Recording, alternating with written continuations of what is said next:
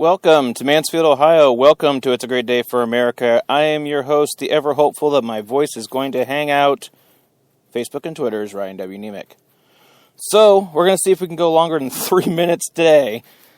Not that any guy hasn't ever said that before, but as soon as I get my last reposting up here on Facebook, we are going to go with Elmer.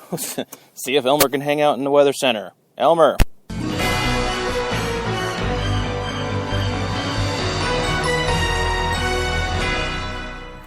Thank you, Ryan. Current weighted temperature is 27 degrees with a wind chill of 22.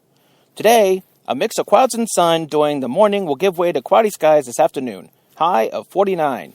Then tonight, cloudy with occasional rain weight. Low of 37. Chance of rain 100%. And then tomorrow, rain and wind. My favorite thing to say in the weather. Rain and wind. Thunder possible. High of 48. Now, we're going to go over to Casey with birthdays.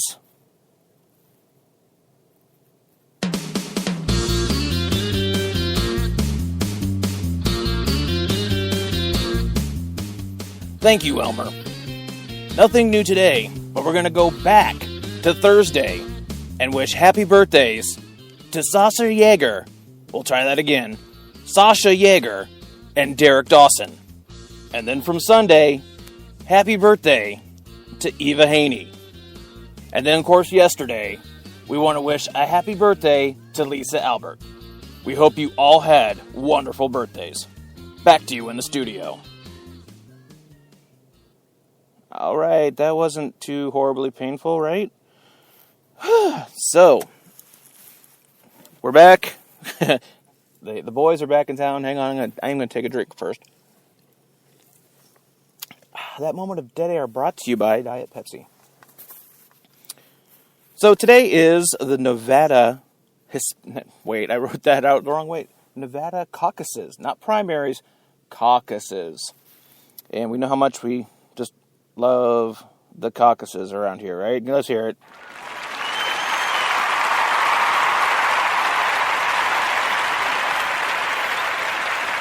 All right, good. That little thing lasts a little bit too long. I think you all agree with me. But the big question is, for tonight's caucus, who is going to win? Kind of slipping in the Casey on that one. So currently, the delegate count, in case you haven't been paying attention, they're only counting the four people, four leaders right now. Fourth place is our own Governor Kasich. And then, in third place, with 10 delegates, is our dear old friend, Marco Rubio. And then, second place is Ted Cruz. And, well, y'all know who that means is in the lead. Oh, turn it up. Now this looks like a top for me, so everybody just follow me, because we need a little controversy, because it feels so empty without me. That's right. Donald Trump leading this thing. Excuse me. And, unbelievably, at least to me, in Nevada, this is going to be the first test for Mr. Trump going against the Hispanic voters. And in case everyone's forgotten, he wants to build a wall and have Mexico pay for it. Man, I love how that cuts off all of a sudden. Anyhow, you'd think Hispanic voters, Trump wants Mexico to build a wall, and they just go on Trump. The polling suggests that he's up by 16 to 20% over the others. I don't get it. The more you think, okay, here comes the roadblock. Excuse me. Here comes the roadblock, and Trump's like, no. It's unstoppable at this point. I mean, you really have to sit back. This started off, hey, I'm running for president, and everyone's like, good one. This should be fun. And then he started showing up at debates, and you're all like, that's pretty cool. And then some people start going, he makes some sense, man. You keep combining the immigration along with the unemployment, and people are putting the two together. Then, Trump just was saying what people were thinking. Okay? Not necessarily to, the Megyn Kelly, Crimson Tide comments and whatnot, but he's actually morphing to a degree. I mean, he's still a loudmouth, arrogant SOB, all right? But if you're listening to him and not just rolling your eyes and going, him again, he's refined some of his stances. And, you see, wow, what was it? I can't remember where it was. It was a debate just not too long ago that he was talking about, Planned Parenthood. There's a lot of good things going on with women's health, and, Planned Parenthood isn't one of them because they do this, this, and this. And I'm not going to get into that debate because I don't want to get into that debate. And so, but it just, when he says something, you're just like, that's not quite what you were saying before. So as everyone else is like, they've come up with their platforms and they stay on their platforms. Trump came out and said, just pretty much said, I'm building a wall to keep the Mexicans out. And let's back that up. We say to keep the Mexicans out, but the Mexicans, as always, along with everyone else, is more than welcome to come to the country. Use the freaking door. Okay? This whole tunneling into the basement. And yeah, I mean, how would you like it if someone broke into your house through a basement window, and then all of a sudden they're like, okay, feed me. I'm a member of this family. You would not put up with that. And you wouldn't go through, sudden, what? Let's just adopt them. What the hell? And no, you wouldn't do that. You'd call the cops. You'd have them removed. And that's strictly what we're talking about. It's not like we don't want wrap up all the Mexicans and ship them. Okay? Not the point. There are a lot of people in this country of Mexican descent, Irish descent, Russian descent, German descent. I can keep going on as long as I can remember country names. But the point of the matter is, they're here legally. They came in, they knocked on the door and said, hey, I hear you have a room for rent. I would like to rent it. And we go, sure, come on in. And that's how it works legally. Okay? All right. So, hey, we're hitting the 8-minute mark. I'm doing much better today. But you clear your throat and you forget what you were saying. But Trump, yes, Trump. See, this is why this show was fun, because it's like, we're talking about Trump and the... Here, let's get my focus back. There we go. But Trump hasn't really brought up wall very often. He's pretty much said, hey, Bush, we're tired of you. We're tired of your family. Clinton, guess what? He's going to say the same thing about you. And don't get me started with the Democrats, because they're just kind of like,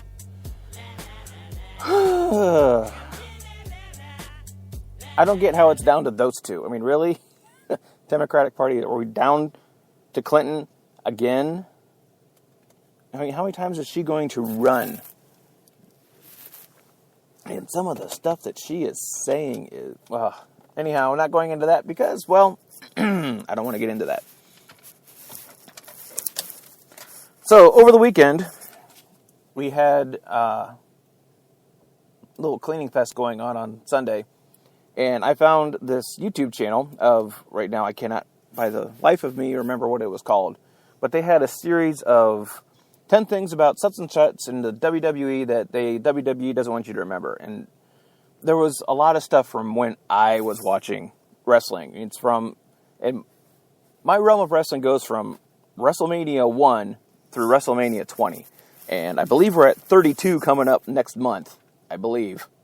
But, so it's been 12 years since I've been an active fan. But I came across two people in NXT, which is a minor league system for the WWE. And there's one dude by the name of Finn Balor that is phenomenal. I mean, he controls a crowd just as easy as The Rock does. It's a little amazing. But the point of the matter was, and what really brought me into watching those two, I said two because I'm mentioning Bayley next. Finn Balor got his ankle, I'm not sure if it was broken or twisted or sprained or whatever it was, but anyhow, he's going to be out for a while. And they did this little thing in a house show. And what's a house show, Ryan? A house show is where there's no cameras. Okay, they don't have all the explosions and all the fun stuff going on, okay? It's just straightforward, going down to watch the ASWA, wrestling. And Bayley did Finn Balor's little entrance, and I was like, that was kind of cool. Then it says, and then he came back and did Bayley's, and so I watched that one. He comes running out and all in purple, and it was amusing to watch that happen. So then I watched, it's like, that was kind of a cute intro, so I watched one of her legitimate ones, and she's got those blow-up dolls that dance, they have their arms up in the air, and they just keep kind of flipping around. You've seen them all in front of car lots. Anyhow, I giggled and said, hey, girls, come check this out, because I figured if my girls are going to go into professional wrestling, and they haven't said they're going to before my wife and parents go, what? No. I was just showing them the intro because it's real, cute and bubbly and those dancing things, and they were enjoying the song. But then my youngest says, "Why? Since when are you watching all this wrestling stuff?" And I was like, honey, I used to watch wrestling for like 20 years, like religiously. I never missed it. And she was like, well, who was your favorite person? And so the very next thing that I played for her was...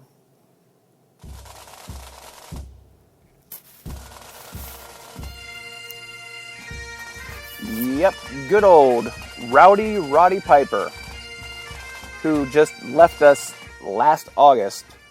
And it kind of difficult for me because those that know me know I've had my moments where I'm just like on top of, responses. Real quick, sometimes funny, sometimes, dude, that was harsh, but here we are. But the whole point of that was between him and Robin Williams. Robin Williams was more for the improv side of it. Watching him and Jonathan Winters riff back and forth and giving like little tips every once and again during an interview and how they learned how to do it. And then you take Roddy Piper and his insults, and he was just as fast on a microphone. And don't get me wrong, Robin Williams would have ran circles around him. But with Robin Williams dying almost exactly the year before Piper, it was kind of like, man, I hate August anymore. Hang on one moment. Another dead air break brought to you by Diet Pepsi. But, Piper known for one of the classic lines in movies, which was, I have come here to chew bubblegum and kick ass. And I'm all out of bubblegum. So, come on, that was from They Live. I mean, everyone has been making references to that. I mean, anything, I've come here to do this, and I'm all out of this. It's from that line. That was the line, okay, the original. And lastly, we're going to do one of the pieces of advice that stick with you. One, I think I've told this story before in the show. Graduation day, technically my dad's Uncle John, which would my great Uncle John, when he was leaving my graduation party, told me, just remember, take it one day at a time. And it's true. You just need to get to the end of the day, and then you can go to bed, wake back up, and it's a fresh start. What stays residual with you is on you. But the line was, take it one day at a time. And that one's always stayed with me. And the other one, there's now two of them. Red Reddington from Blacklist, of course. Value loyalty above all else. And of course, the keep banging your drum, that comes up. But one of the originals, even before my graduation, was the following. It ain't a shame to get knocked down. The shameful part is not getting back up, Adrian. And of course, by Adrian, we're referring to adorable Adrian Adonis at that point, when he was having a feud. But yeah, I mean, through high school, didn't have a good time through high school. And so a lot of jocks and, popular kids knocking you down. And the only thing that residuated, is that a word? Is the medicine still in my brain? But the only thing that kept repeating through my head was, It ain't a shame to get knocked down. The shameful part is not getting back up, Adrian. Yep. So I'm thinking I am going to wrap it up with that one. Thanks for tagging along and finding out what the heck's wrong with me. And if you'll excuse me now, I need to get off to work. As always, Red. Value loyalty above all else. And, as usual, this is Facebook and Twitter's Ryan W. Nemec reminding you, as always, to keep banging your drum.